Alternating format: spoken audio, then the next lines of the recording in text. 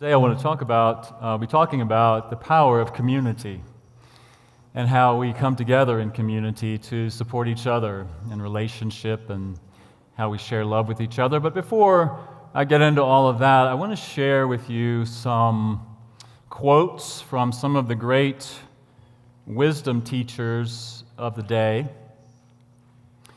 and how they responded to some questions. The question was, what do most people do on a date? And Mike, age 10, said on the first date, they just tell each other lies. And that usually gets them interested enough to go for a second date. How many of us can relate to that? And then we're asked, when is it okay to kiss someone? And Jim, age 10, says, you should never kiss a girl unless you have enough bucks to buy her a big ring and her own VCR, because she'll want to have videos of the wedding.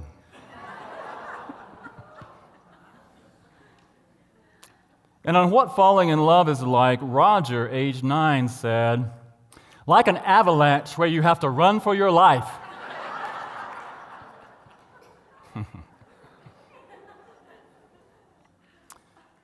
And on confidential opinions about love, Bobby, age 8, said, love will find you even if you're trying to hide from it. I have been trying to hide from it since I was 5, but the girls keep finding me.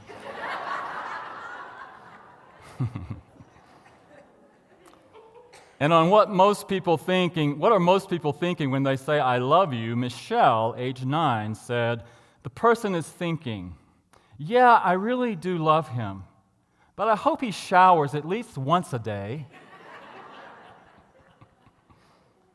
And how to make love endure. Roger, age 8, said, don't forget your wife's name. That will mess up the love. And Randy, age 8, said, be a good kisser. It may make your wife forget that you never take out the trash. So just some other wisdom from our great teachers in life. So,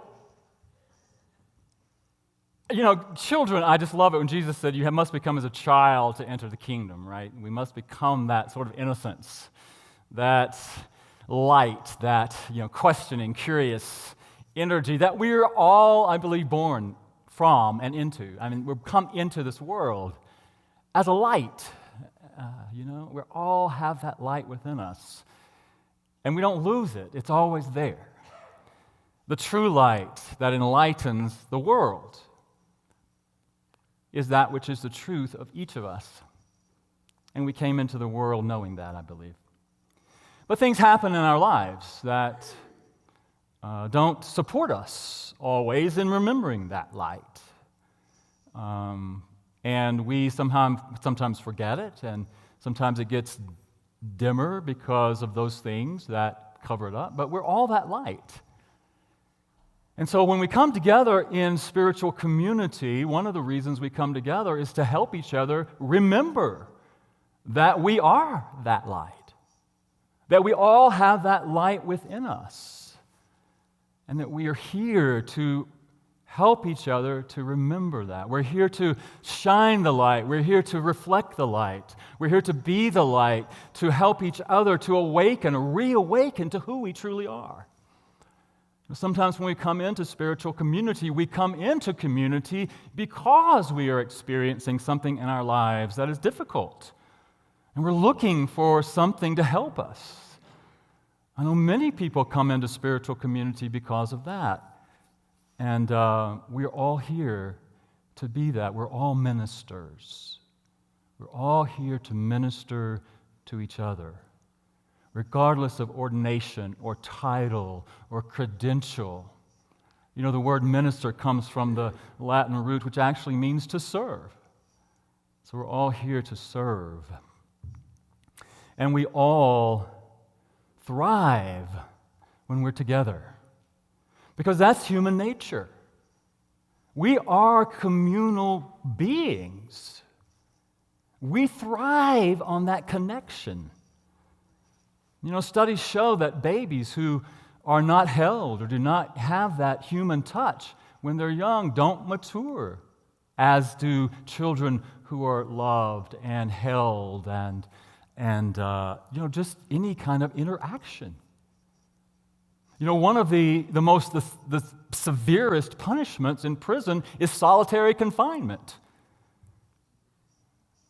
because they don't have any sort of interaction or interplay with other people.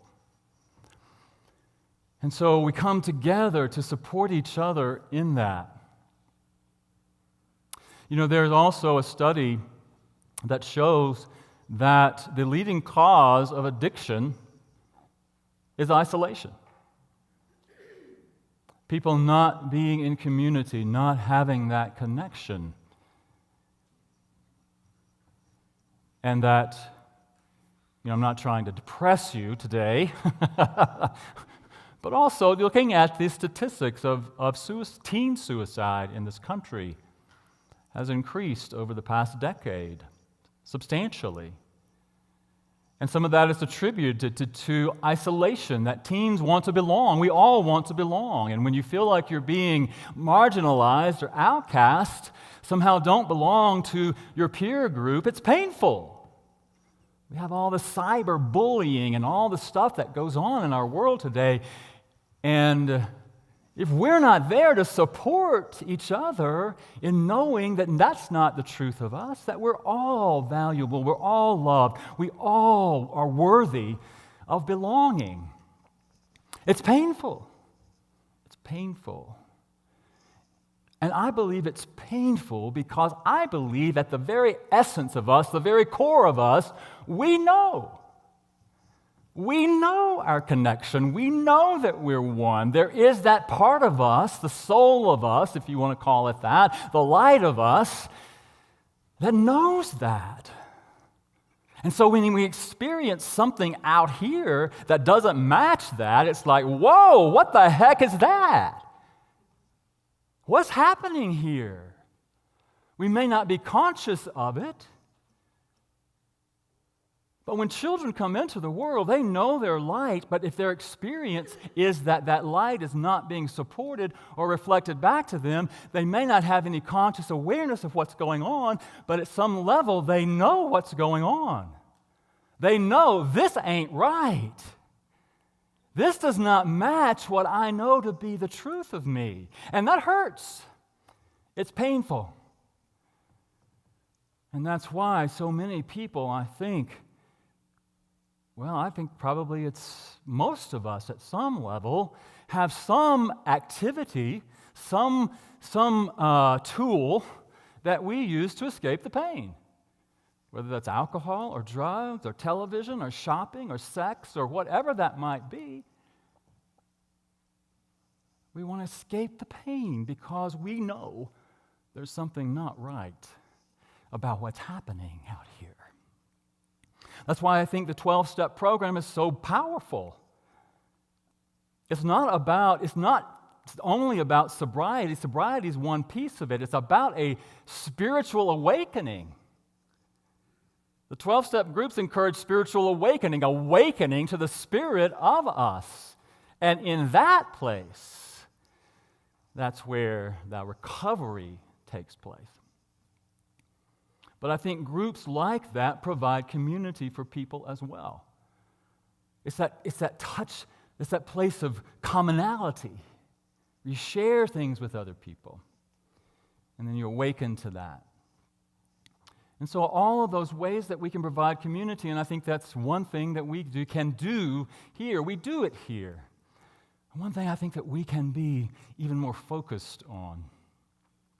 And so, again, I'm not sharing that with you to depress you in any way or to scare you in any way. I just think it's important for us to realize the effect that separation, the isolation, not being a part of community, the effect that it can have on us.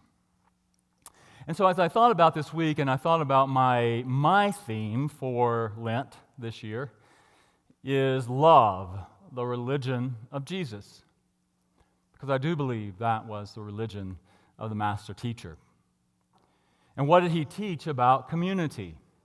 Was my question this week. What was he teaching? What was that he taught? What did he teach about being in community and supporting each other?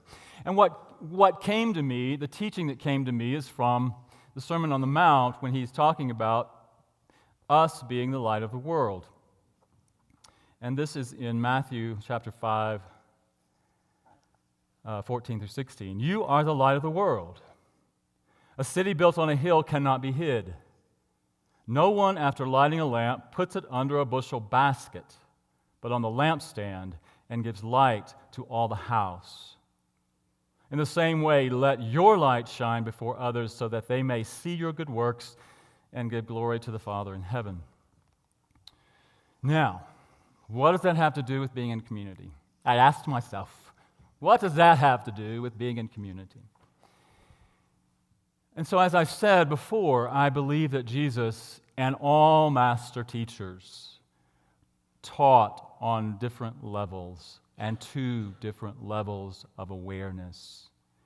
And so very often we look at these teachings and we look at them very literally. But they also, I believe, teach some deeper truths. And so that's what I want us to explore a little bit today. When Jesus, historically, that people in Jesus' time and in his culture, people lived in close proximity to each other. They lived in small villages. And very often, and most often, most of the people in those villages were poor people. They didn't have a lot. They weren't educated. And so when someone had oil or some fuel to light a lamp, the practice was to light the lamp, put it on a high lamp post so that the light would then shine across the whole village, and so that everyone would experience the benefit of that light. And so what Jesus was saying is that no one who comes from love lights the lamp, lights their own lamp, and then hides it under a bushel. It's meant to be shared with everyone. It's meant to be shared with all. And so from a very literal, physical perspective, I think Jesus, again, was showing and teaching us to share our physical good in some way with the community.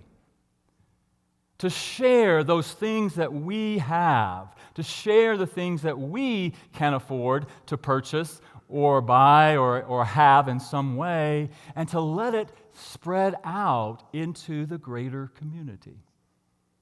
I think he was speaking about ministering to people's immediate physical needs. And I want to say in community, that's the way that we can minister to each other and then minister to the greater community. We do that here. We do it through what Becky Fairley has been leading for many years, the Feed the Homeless, who came in on yesterday, and many people were here preparing meals, food to take out to those who are experiencing homelessness.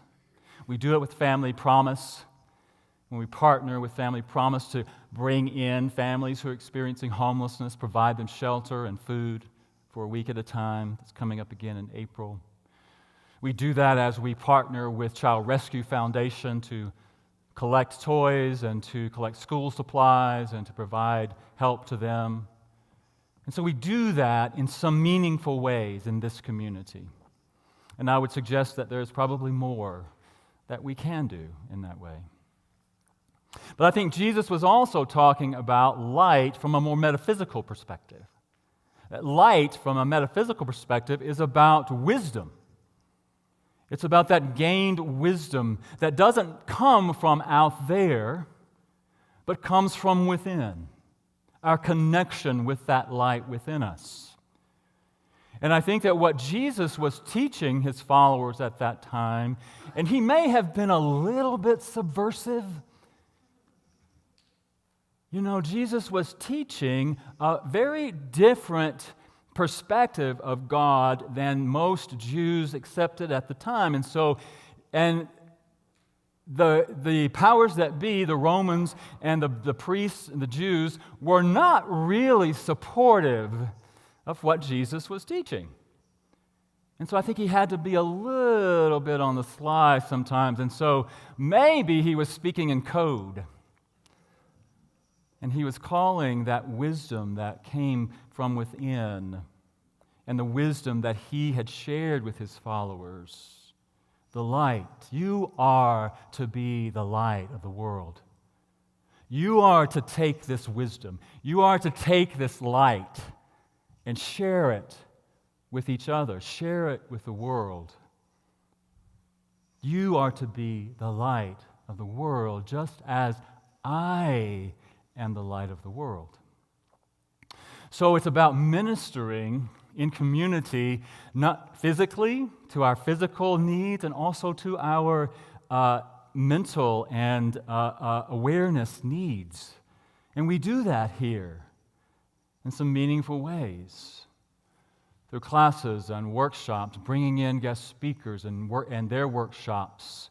So we're learning the principles, we're learning the practices, and we're supporting each other in learning what we believe to be truth that was revealed through Jesus, through other teachers, through other masters, that was revealed through our founders, the Fillmores, and those who preceded them.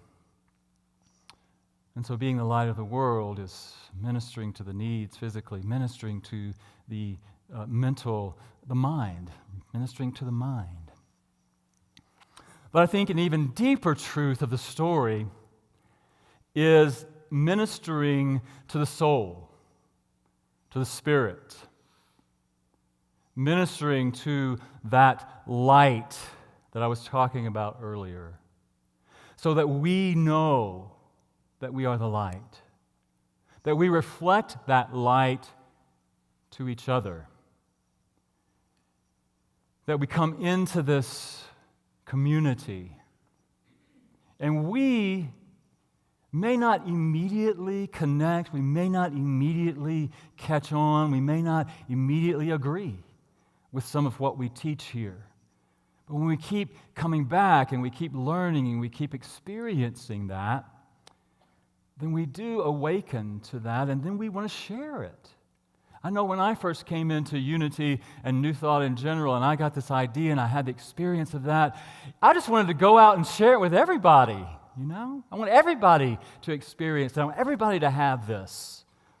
I want everybody to know the experience that I've had of claiming my own truth. And still today, when I have those connecting times of knowing that, I just want to share that with the world. See, you are the light, and you're here to be the light. I want to share with you, we've been looking at the past few weeks this book by Lynn McTaggart called The Bond. And in this book, she shares about a researcher. I'm not going to read the whole thing, but she shares about this researcher who goes to Africa, and he comes back after visiting with Zulu tribal elders. And he brings back this greeting called Sawubona, which was actually used in the movie Avatar by the Na'vi people. But it was interpreted as, I see you. Remember seeing the movie where that was their greeting for each other? I see you. But the literal translation of that is, we see you. And the response to that is, Yabo Sawubona. Yes, we see you too. We see you. And I think that is a powerful witness for community. We see you. We see the light that you are. And I think that's really what Jesus was saying. I'm going to read this because it came to me in this way, and I don't want to mess it up. When I was asking during my time of contemplation about today and what I was going to share today, from our perspective, from a unity perspective, what would it mean for Jesus to say, "Let your light so shine before others that your Father in heaven is glorified"? And this is what came to me. Let your light shine before others, so that your light will be a reflection to them of their light, so that the one light that enlightens all may be awakened within them, so that awakened consciousness may be ignited and expanded upon the earth, so that the light will shine more fully in the hearts and minds of all humanity, so that humanity may realize oneness, so that the kingdom of God may manifest upon the earth. And so I believe that is really the essence of what Jesus was teaching. Sometimes we think about the kingdom of God in unity, we talk about it as consciousness. We talk about heaven as a state of consciousness, and it is that. But I think it's our opportunity to bring that into demonstration, and we can do that in some ways through community, through bringing the kingdom upon the earth, that we are the ones. It wasn't Jesus' job to bring the kingdom, to manifest that kingdom upon the earth. That's our job. And now is the time, and we are the ones. And we come together in community, supporting each other in recognizing our truth, recognizing our unity, recognizing our oneness, and supporting each other in that. Then we are stronger. We take action together. And it does require us to do something. We pray, we go into that place of ascended consciousness. We experience the revelation that comes from that consciousness. We visualize, we see a world that is supportive of all people, where all people are equal, where all people have food to eat, where all people have clean water, where all people have shelter, where all people are treated with love and kindness. We visualize that, and that's powerful. And then we are called to take whatever action is ours to take, to bring that into manifestation. As Eric Butterworth so wonderfully said, God is not going to bring milk to your door. Sometimes you have to go out and get it. Sometimes you have to go out and do something. And so I think that's really what I think Jesus was saying. Shine your light. Share what you have.